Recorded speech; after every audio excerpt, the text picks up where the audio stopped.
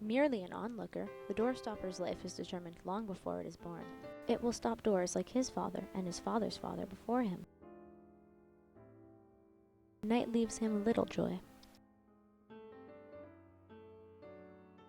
The only time he feels truly alive is when guests are over.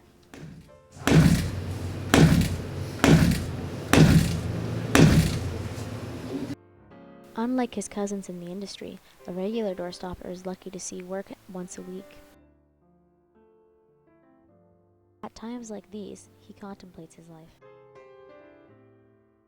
The good times and the bad ones.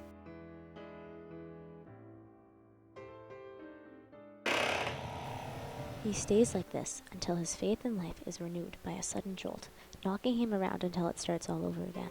And that is the life of a doorstopper.